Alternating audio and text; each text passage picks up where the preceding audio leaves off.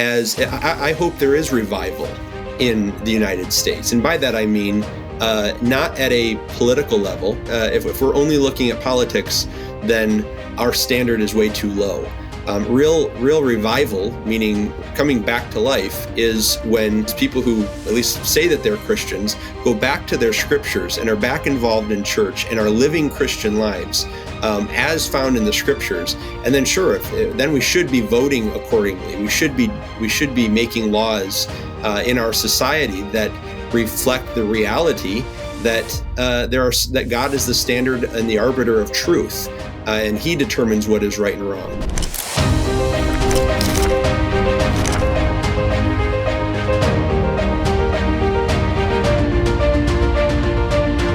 Welcome to The Contrarian. I'm David Bernstein. In a world filled with noise, I'm here to provide the signal. Hello, welcome to The Contrarian podcast. I'm your host, David Bernstein. And today I have an old friend, Ty Perry, who is the head of Field Ministries with the Friends of Israel Gospel Ministries. I think it would be fair to say, Ty, that you're a Christian Zionist, right? And you're a strong friend of Israel. And we've talked before about the condition of the Jewish people. I think I've been on a webinar that Friends of Israel Gospel Ministries put on about woke anti-Semitism, my book. We are on Facebook together. We've met in person, and we've sometimes I'll ask for your opinion on something. And here we are, me really trying to dive deep with you, and because we're in a very interesting moment, and I want to talk to you about that and get your perspective on that. So, Ty, good to see you. Well, good to see you, David. Thanks so much for having me on. And yes, you're right. I'm an unapologetic Christian Zionist, so I'm glad to be a friend of the Jewish people. Glad to have you as a friend of the Jewish people. So a few weeks ago, Charlie Kirk was murdered, and and all of a sudden we're seeing, I think, very interesting, sometimes disturbing dynamics emerge in our politics, in Christian politics, if you want to call it that. You had recently Tucker Carlson, as I'm sure you know, basically say he hates Christian Zionists more than anybody, and he thinks it's kind of heresy. I'm just going to put up an Exhibit A, an Exhibit B, and Exhibit C here. You have the recent affront by Kevin Roberts at the Heritage Foundation, who said who really did not defended Carlson and called people like us actually part of a venomous coalition. Yes. And I took personal insult, and I'm on the Heritage Foundation's, or I was until a couple of days ago, Project Esther. And that's their task force to fight anti-Semitism. I've been also doing a deep dive into what some people call Christian nationalism. I don't know how helpful of a term it is, but it's, and I think people define it differently as I'm learning. I've been paying a lot of attention to like what's happening in places like Turning Point USA, what the debates are. I listened to the entire Charlie Kirk memorial service to see, and sort of noticed some distinct voices within this movement that might be called Christian nationalism. I've even had a conversation with, I think, a controversial figure within Christian nationalism. Some would say, the intellectual godfather, Douglas Wilson. I was just, picking his brain, asking him about it. I haven't brought him on a podcast, to be honest with you. I'm a little nervous about that, about, the repercussions of that. Maybe I shouldn't be, but I because I think it's important to talk to people. In any event, there's a lot coming to the surface there. And maybe I'll just start with a very broad question, Ty. Like, what do you make of this current situation? How are you feeling, as a Christian Zionist? What does this feel like to you? Well, it's disturbing. I think probably the thing that bothers me the most is that the name of Christ is being used to defend things that are completely unscriptural. The hatred of the Jewish people, the hatred of the nation of Israel, that is embodied in so much of this is very alarming to me. And, we often say, and it's been said so many times, that the Jewish people are the canary in the coal mine, that first people come after the Jewish people, and then they come after usually evangelical Christians. But I didn't expect that it would be people who at least profess to be evangelical Christians who would be turning on both the Jewish community and Christian Zionists at the same time. So I find it very alarming. As it concerns Christian nationalism, the premise of Christian nationalism is essentially that we are going to, not me, I'm not a Christian nationalist, but that those who hold to that view are going to somehow bring about societal change that then will usher in the messianic kingdom. And whether that's the verbiage they use or not, that's the idea behind it. And I think that really is the impetus behind so much of that nationalism. And the reason that we come to a completely different view on that as Christian Zionists is that we believe there's really nothing we can do to hasten the Messiah's coming. As an evangelical Christian, I believe Jesus is the Messiah, and that when he comes, it'll be the second time.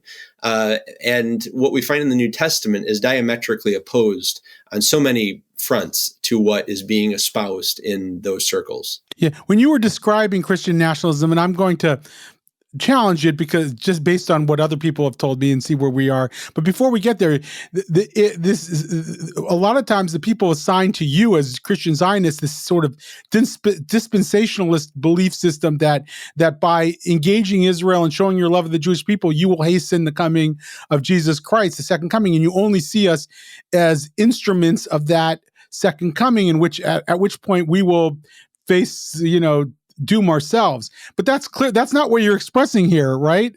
Not at all. Actually, it's always funny to me that that's a charge leveled at us because maybe there are some people out there who believe it. I don't know anyone who is a dispensationalist who believes that. In fact, that's kind of the whole point of dispensationalism. And not to get into the weeds, but we would be what's called premillennialists, which means that Jesus is the one who comes and sets up his kingdom. And that there's nothing we can do to hasten that return. And so when I say that I support Israel and the Jewish people, it is not out of a place of an agenda of trying to make something happen. For me, it's that as a Gentile, I have been so blessed by the Jewish people. Everything I have of eternal spiritual significance, and as an American, one who enjoys the freedoms of the West, my whole culture historically has been formed by that Judeo-Christian heritage. So my support of Israel and the Jewish people comes from a place of indebtedness and of gratitude, not out of an agenda that I can somehow support Israel and hasten Jesus' return. It's really completely foreign to anything dispensationalists believe. Right. So, right. The way I've heard dispensationalist defined sometimes is that it is that belief system that you will be hastening the second coming. But how do you define dispensationalist then? Well, in a nutshell, dispensationalism, it's a hermeneutic. It's a way of interpreting Scripture that takes the Scripture at face value. It takes it literally. Now, that takes into account that there's poetry like the Psalms. There are different categories of genre, but we understand the Bible as we would any other book. We read it at face value. And as we read it at face value, what we come to is an understanding that God has not rejected the Jewish people. He has not rejected Israel. And I would say you have to go to through theological gymnastics to get to a position that says God is done with Israel. You don't read the Bible and come away with that. You have to go to seminary to get that kind of idea that God is done with them, which I think is tragic. So a dispensationalist at the end of the day is one who interprets the Bible from Genesis, we would say, all the way to Revelation in a consistent grammatical, historical way in its context, and that sees a distinction between the church and Israel, and that God is going to fulfill all of his covenants he's ever made with the Jewish people. Now that benefits me as a believer in Jesus as a Gentile. I will, in the kingdom when Jesus returns and he fulfills the covenants with Israel, I will be able to benefit largely from those. But those covenants are made with the Jewish people. And so when I support Israel, all I, as a dispensationalist, am doing is saying, I agree with what God has said. And I believe that all of his covenants and promises to the Jewish people remain intact. And frankly, David, not because the Jewish people are a righteous people, but because God is a faithful God. And that's where that's what a dispensationalist at the end of the day really holds to. Right. Now, interestingly, in a way, your accusation about, I'm calling it an accusation, your interpretation of a Christian nationalism is almost the exact reverse of what the Christian non-dispensationalist Christian nationalists have of Christian Zionists. And they would say, you're saying that they're trying to affect the second coming by getting the United States to become a explicitly Christian nation. Some of the people I have talked to actually don't agree with that. They say, look, and this is from Douglas Wilson. Douglas Wilson would say Christian nationalism is the idea that we should stop making God angry. And we should stop making God angry by taking America back to its Christian roots, by creating, finding the moral Christian backbone of American society, and by reinstating it into our politics. He doesn't argue that we should impose Christianity on anybody or mass convert or whatever, but he says that once America lives up to its values as a Christian nation, of course there'll be Christians at every level of politics. Of course there will be Christians because we're a Protestant nation that are dictating the direction of this country, and then he takes that to suggest that there should be no place for Muslims, especially. I think he holds sort of certain scrutiny for Muslims in American politics or public office. I think, but Jews and Catholics have sort of a special status, maybe that's not quite Protestant, but also as almost like thimmies, as they say, like people of the book. And so I'm trying to and what he will say is within that Christian national movement that is emerging now with full force after Charlie Kirk's death, or even after sort of post-COVID, when a lot of people were profoundly disappointed and distrustful of our institutions, particularly public health, but others as well in education, that some percentage of them have embraced what he would call dank Christian nationalism, sort of anti-Semitic, nationalistic in a bad way, xenophobic Christian nationalism that is at odds with what I'm preaching. Tell me how you react to that narrative from Douglas Wilson and maybe others. Yeah.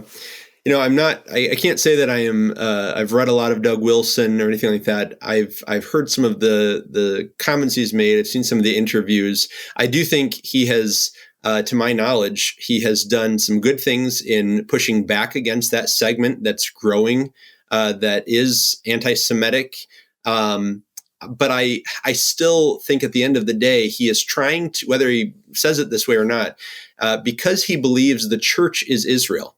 And it comes from covenant theology, which he holds to and espouses. They believe that the church is Israel. And so they try to implement a lot of the laws given in the Torah but they apply it to the church, and then they try to implement that in society. And that, I think, is where we really we'd have to part ways, because I do believe that I hope there is revival in the United States. And by that, I mean, not at a political level. That is far, if we're only looking at politics, then our standard is way too low. Real revival, meaning, coming back to life, is when Christians, people who at least say that they're Christians, go back to their scriptures and are back involved in church and are living Christian lives as found in the scriptures. And then then we should be voting accordingly. We should be making laws in our society that reflect the reality that that God is the standard and the arbiter of truth. And he determines what is right and wrong. But I think there's a difference there between seeking moral and just laws that come from a Judeo-Christian worldview and trying to impose upon a society, a legal system or a system that is has Christians at the top and maybe some Jewish people and Catholics in there as well, and then the Muslims are a lower class. That's not what we're called to as Christians. In fact, Jesus said that his kingdom is not of this world. Our goal is not to reform this world. It's to confront everybody around the world with the gospel of Jesus Christ, which is that we are sinners and our sin has a penalty. That penalty is the wrath of God eternally in hell, and that apart from the grace of God saving us from our sin, that is our future. And so as a church, as the church, Christians are to go out and share that message. We're not here to reform society. Right. So let me get your sense of, like, you've watched this unfold since Charlie Kirk's murder. How did you regard Charlie Kirk before his death? Did you regard him as somebody in your camp or outside or somewhere in between? Tell me about that. Yeah, well, personally, I wasn't, I couldn't say I was a Charlie Kirk fan. I wasn't against him. I would watch some of his debates with students on campus, and largely I agreed with many of the points he made. I didn't always like the way that he would engage with people, especially earlier on. I think near the end of his life, it became a little more substantive. There was a little more compassion in how he would talk to people. I remember, though, being very appreciative of how he dealt with right-wing anti-Semitism. He did not tolerate it. I remember seeing a video where he actually ousted a Groyper, one of Nick Fuentes' followers, from his. I saw that again recently, just in the last day. I was just marveling at that. Wow, we could really use that. That voice, that version of Charlie Kirk again. So you were saying that Charlie Kirk is someone that later on in life became more compassionate, gave better answers. He was 32 years old or something like that guy. He was he's a young guy who was a very quick learner, obviously. But it wasn't your ministry. I mean, his agenda was not your ministry. It was very different than that, right? That's right. I think Charlie was engaging, especially young men, with conservative politics. Now, he was much more MAGA than I would be personally. I lay my cards out. I voted for Trump, but I always say I did it with my nose plugged. It wasn't something I did with enthusiasm, where I think Charlie Kirk certainly did it with enthusiasm. But I appreciated that Charlie Kirk, I think, really did believe in conservative values, not just right-wing populism. And so I appreciated that about Charlie. I think that it'd be primarily the views on MAGA, the enthusiasm for Trump.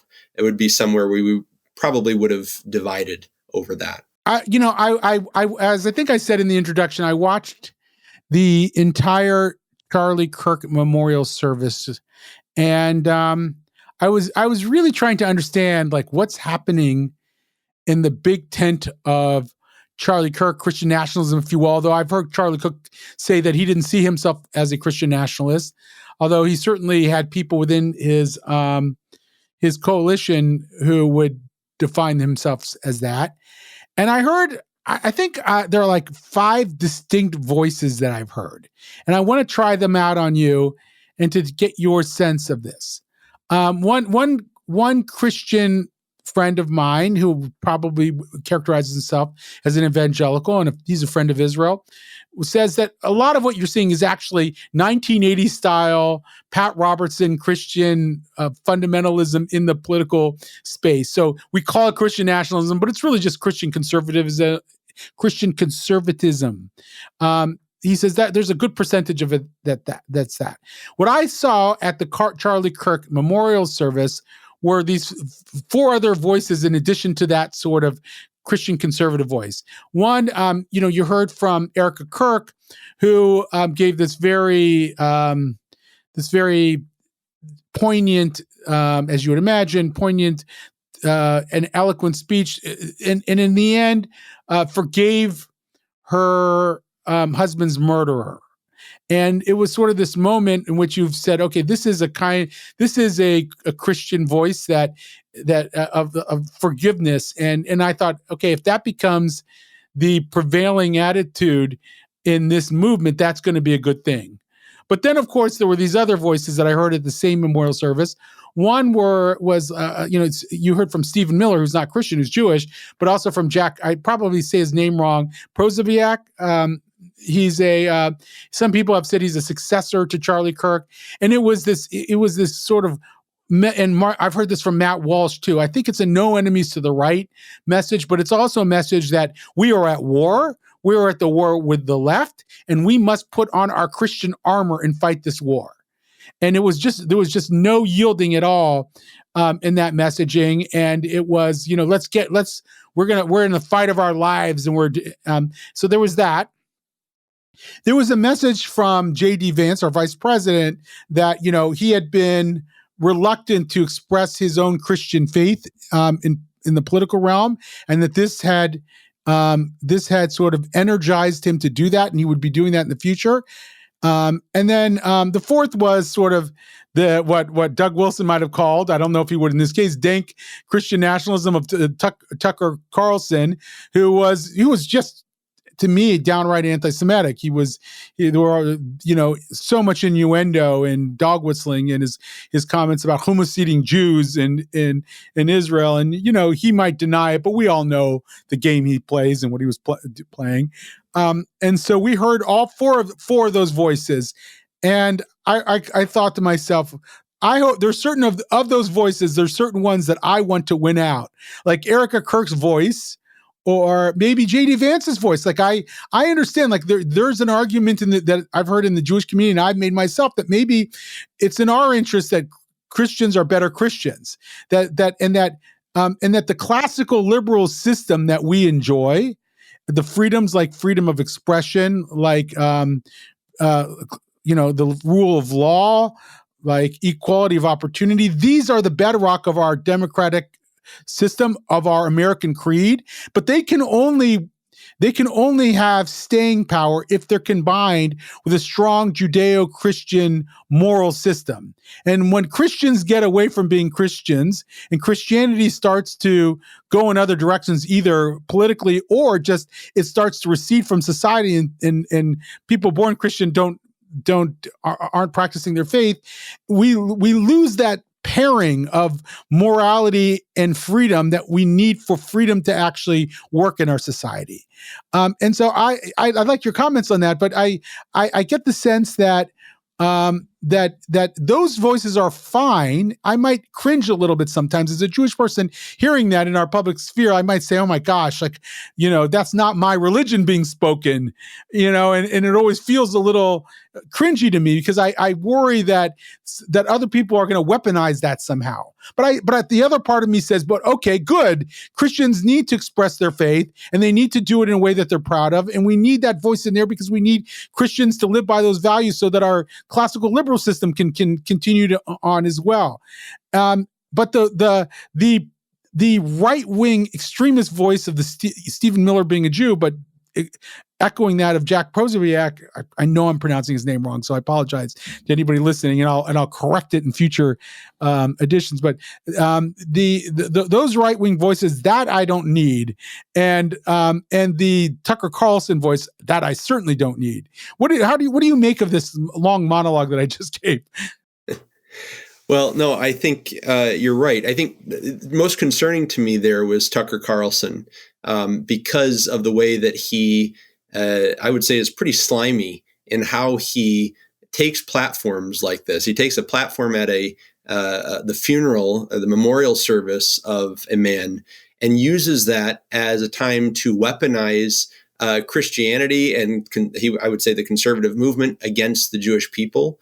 That I am afraid is becoming more and more mainstream. And the difficulty with it is that as soon as you raise your voice against someone like Tucker Carlson, you are automatically labeled as someone outside of the camp, outside of rhino.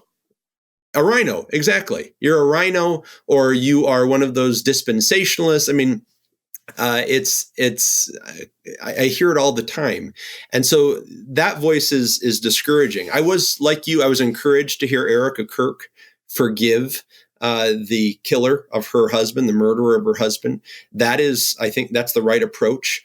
What I'm concerned with, though, is that, and I think we saw it to some extent at Charlie's memorial service, is that there are many people using the name Christian or calling themselves Christians who do not meet the New Testament definition of what a Christian is.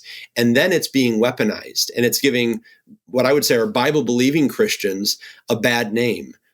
Because those voices are being elevated as Christian voices.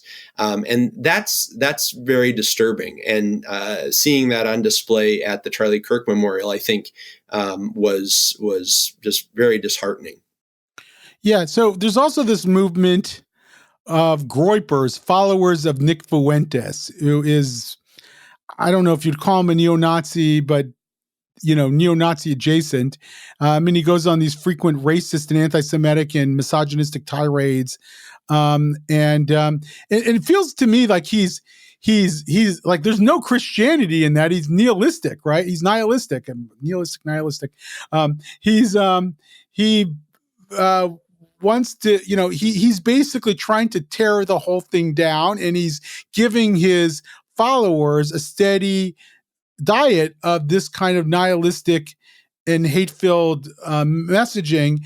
And there was an article in the New York Post a couple of days ago. This is being October 4th, so maybe it was November 4th. Maybe it was November 2nd, in which it claimed that many of the interns and the young people working at Heritage were actually Groypers. And I've heard more from people, like, if you spend some time trying to see what's going on the right, you start to see that there's a lot of these young people. I mean, it almost reminds me of sort of the leftist social justice warriors who started taking over institutions that are more associated with the left, and the institutions deferring to those voices very often and losing sight of their own mission. So newspapers and media outlets and universities and nonprofits, a group like the ACLU, which was once dedicated to civil liberties, has now switched its mission to sort of progressive politics writ large, because it has all these young voices that don't give a damn about civil liberties. And I wonder if that's happening on the right too, if there's a dynamic of that, if the powers that be, or the Tucker Carlsons, everybody's looking at these Groypers and saying, we've got to cater to them, because that's where the eyeballs are. That's where the energy is in our movement. Are you seeing that? Do you think there's more of these people that meets the eye? Yeah, I hope that they are a minority that's very vocal, and that people are catering to it's a minority, but the fact that they are catering to them is problematic. To your point, though, about Nick Fuentes, you saying there's nothing Christian about it. That's really my point. There's nothing Christian about Nick Fuentes. That man is no more a Christian than anything, and yet he labels himself one. And I think a lot of these Groypers do as well. And they don't represent conservatism. They represent an alt-right. I worry, as I was watching Ben Shapiro's summary on Nick Fuentes. I watched it yesterday. Yeah, I watched it too. I watched it yesterday as well. It was fantastic. I appreciate Ben doing that. But as I was watching this, I thought, these are the people who would be the Hitler Youth of today. And we have to be careful with Nazi analogy. But if ever it applies to these Groypers, because they are unmoored from morality. They are unmoored, certainly, from the scriptures. They apply the identity of Christian, not in the New Testament sense of the word Christian. It's a racial identity. They equate Christianity with whiteness, whatever that may be. That's alarming. And what is frustrating and alarming to me is that I do think that even Christians, true Christian young men especially, who might say, I don't agree with everything Nick Fuentes says, but he has a point on XYZ.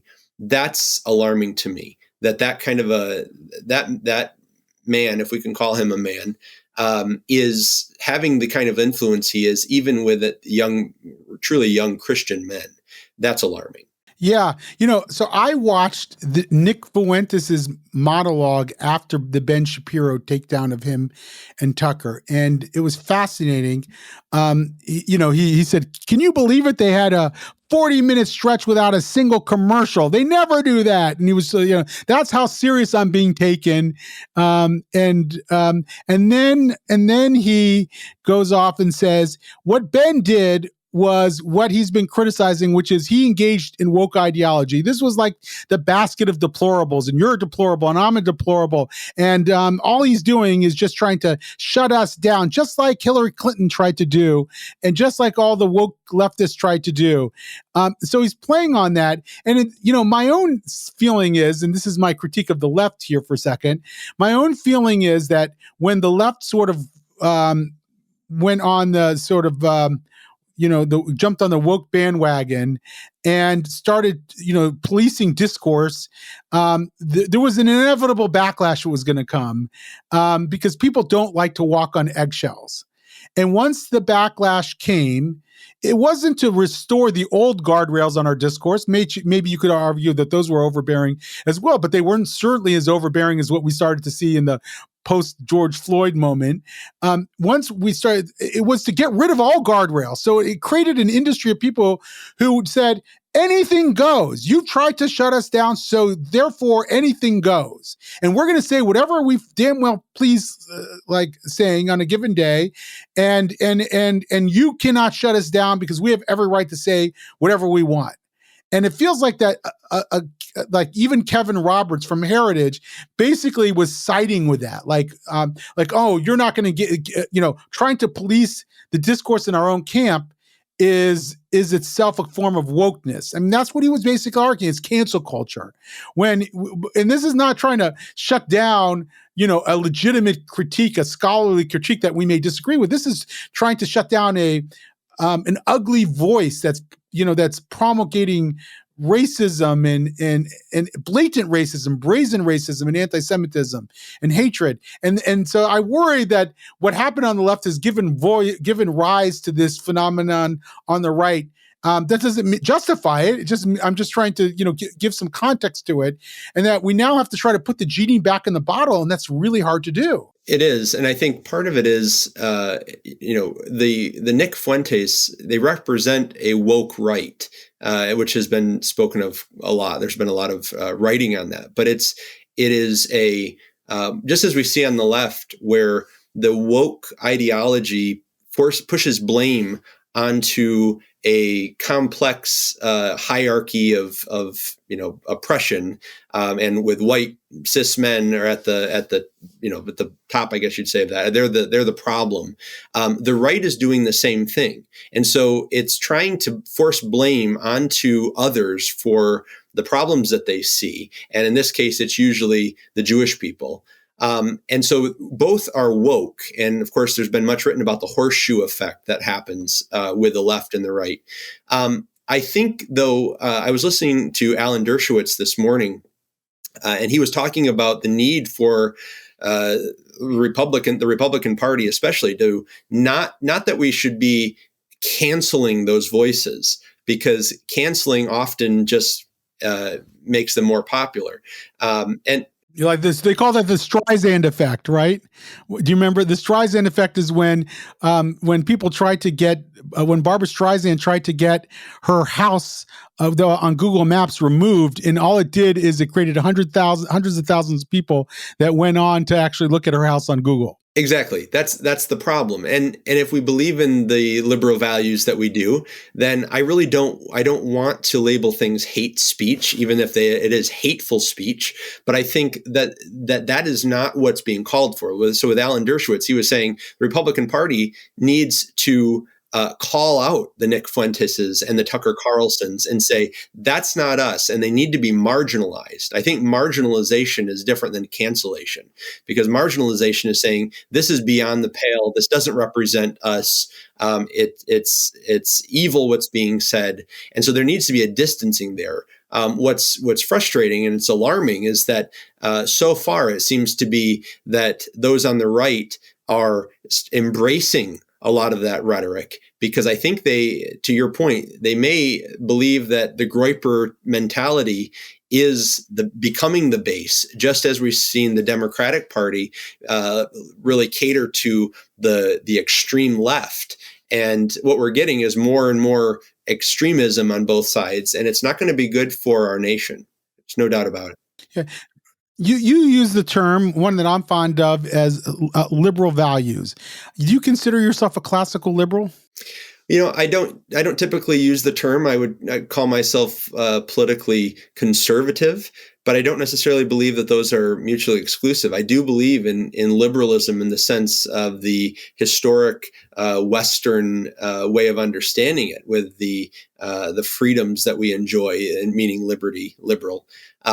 But I've never used the term classical liberal myself. I'd have to think about that a little bit. You don't use the term classical liberal to describe yourself, but when you start to analyze, it does seem like it fits you. You believe in the free expression of ideas, as a sort of a procedural liberalism, or equality of opportunity, or the rule of law.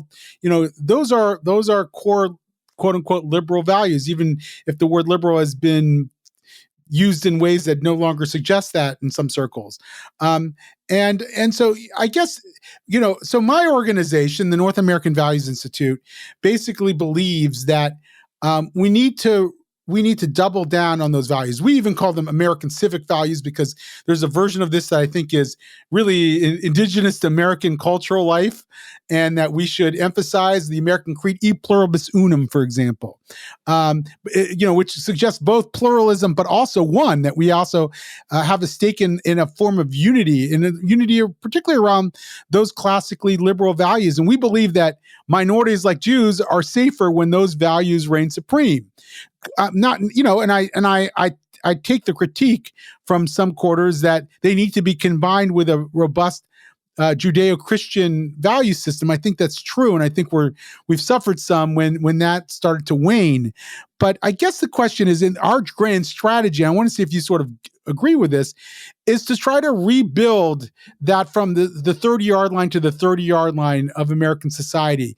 In other words, the most important allies we have are people who basically abide by those values, and are willing to defend them, whether they're on the moderate left or the moderate right.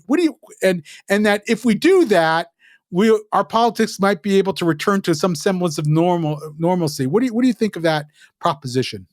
I like the proposition. I think I was just listening to an interview, and I can't remember his name. It escapes me now. He was on with Barry Weiss, but he was talking about kind of this idea. And I think one of the problems is that what we lack today is a cohesion. So there's something in E pluribus unum that united, that made us unum, that made us one. And I'm not sure that cohesion exists today. I hope it does. I would like to believe it does. But I think part of the problem is that we've given up the ship on the idea that there is truth. And that's something that previous generations, they may have grappled with the nature of truth and the extent of truth, but they understood that there was truth. And now, living in the postmodern world in which we do, without that cohesion of a recognized truth that determines there is a definite evil and there is definite good, and there are standards like that, I think that makes it difficult to find common ground, even with those who still believe in certain societal institutions, cultural institutions that would help to preserve the heritage of our society. With that said, I'm not entirely sure I can give up the ship. I'd like to believe that it is possible to do that, to find common ground with those who, whether on the moderate left or moderate right, nevertheless believe in the American project and in the ideals of Western civilization. So I certainly would applaud your efforts, and would throw my hat in the ring as one who is hoping that can be done. Right. It's hard to imagine how we're going to find our footing again in those value systems, given the centrifugal forces that have been pulling us apart. But I don't know what choice we have. Like, in other words, like, okay, so what's going to happen? There's going to be a great national divorce, maybe around red and blue lines. Where moderate blue people don't really like living in blue places, and moderate red people don't really like living in red places that much. And, so what choice do we have? But trying to restore some semblance of that common value system. And that doesn't mean that we're going to agree on everything. I'm sure there's things that we disagree on, policy positions we disagree on, maybe even vehemently, but I can talk to you. I can have a conversation with you, and I know that we're using the same language, and that we buy into this basic idea of what America stands for. And then that allows us to be in a single polity in a way. And I don't know what to do but try to rebuild some semblance of that. I mean, otherwise I feel like we're like, okay, welcome to Groypers and welcome radical social justice warriors or Mamdani or Tucker Carlson into our politics. I just don't know. I think that's what we end up with when we don't fight back and try to restore some semblance of that. No, I agree 100%. I think that we don't need to focus on, is it possible? We need to do it. And we need to see what can be saved here. Because to your point, the alternative is terrifying. And it's not an alternative I don't want to live in. I don't want my children or grandchildren living in someday. And so, no, we have to try to find common ground. We have to try to work towards this. I was in a conversation just a couple of weeks ago with some friends of mine, acquaintances of mine. They were Jewish. I'm obviously evangelical Christian. At least one of them is liberal politically. I'm conservative politically. And yet we were able to have such a civil conversation about society, and we agreed on many things. Now, we may not agree on the particulars about how to fix it, but we agreed on the problem. And I thought that was refreshing to hear. And I think that's the type of dialogue that has to happen. But then out of that dialogue, yes, working together to actually rebuild some of our institutions, and then with those institutions, rebuilding trust in them. I think the lost trust in a lot of our cultural institutions, that's not easily won back, but it's something worth fighting for. Right. One last question. I've been talking to a lot of my Jewish friends lately. I had a coffee this morning with really a major thought leader. I spent a weekend with some very thoughtful Jewish men at this retreat setting, where I was sort of like, I spoke and was a scholar in residence, and there's this sense of doom that is sort of descending on many of us. Like that we are between a rock and a hard place. You watch the unraveling of the right now. Maybe it's maybe there's been enough pushback that it won't go in the direction of Fuentes and Carlson. I almost said Carlson. That's a favorite be appropriate descriptor these days. Or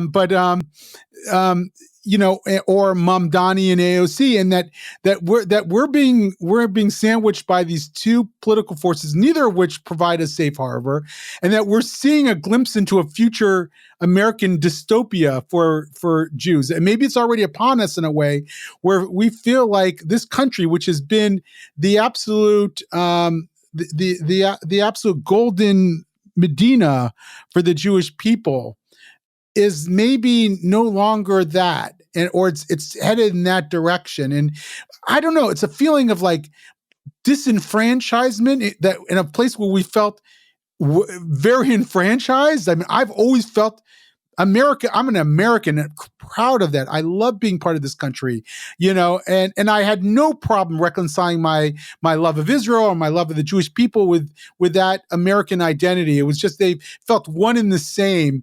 And now all of a sudden I'm feeling like I'm against the ropes, and that I'm entering this dystopic period where these two fringe groups are sort of aligned, and they're owning our politics in a way. Even if 70%, 75% of our fellow Americans continue to be totally welcoming of Jews and friendly toward Jews, that that we're in, we're living this age of political primaries. We're like stuck in a perpetual political primary in which the most extreme voices reign supreme, and and they're defining our political culture. And I don't know where I belong in that.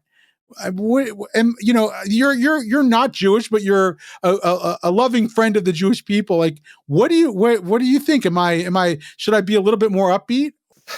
I wish I could say yes. I don't blame you at all for what you're feeling. And in many ways, I feel the pressure as well. Now, I'm not as, my community, if you will, may not be the target that the Jewish community is.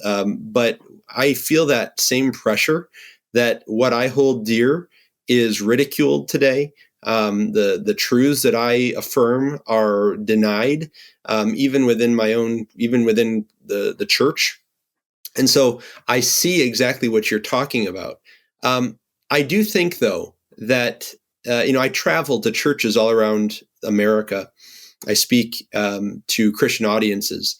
And my wife and I have this kind of not so funny joke where we say, well, I wonder who the anti-Semite will be at this church. But we always find somebody. But on the flip side of that is, most of the Americans I'm talking with at these places, most of these Christians, they love the Jewish people. They are repulsed by the Tucker Carlsons and Nick Fuenteses of the world. So I think that I use that just as an illustration to say that I think even as we see things growing more difficult and these extreme voices are being amplified, I'm not convinced they represent the majority of Americans. And sometimes I think if we turned off whatever it may be, our phones or TV or whatever it may be, the world that we would walk out into really isn't all that different for everyday Americans. And that most Americans really do still affirm the truths that you and I are speaking about. And one of those is being America has historically been philo-Semitic, and since Israel's establishment, certainly pro-Zionist. And so I'm not convinced that has completely gone away. Yeah, I'm not either. And I'm at a loss for how to bring out the moderates, how to bring out the, gymnastic dads and the hockey moms, or whatever you want to call them, people who just want to live their daily lives and, raise healthy kids and the rest, how to bring them into the political system so that they have a voice and that they'll oppose the radicals. And that's what we're struggling to do, is to get people who, have better things to do in life than be obsessed with Twitter or X or and to speak out, because otherwise I feel like they're inadvertently deferring to these shrill voices that are pulling down our country's political culture and society. Ty, I really appreciate this. I felt like I learned a lot about where you come from. I had a sense of it, but it really helped me think it through. And, I'd love us to remain in contact, and I want to be able to pick up the phone and say, did you hear that? What did you make of that? Because I think we come from different places, but I feel like we share a lot in how we're diagnosing the current situation and how we might redress it as well. So thanks so much for your insight. Absolutely. Thank you so much, David. I appreciate the work you're doing. And, I'm always here. You have a friend in me. Thank you. Thanks so much.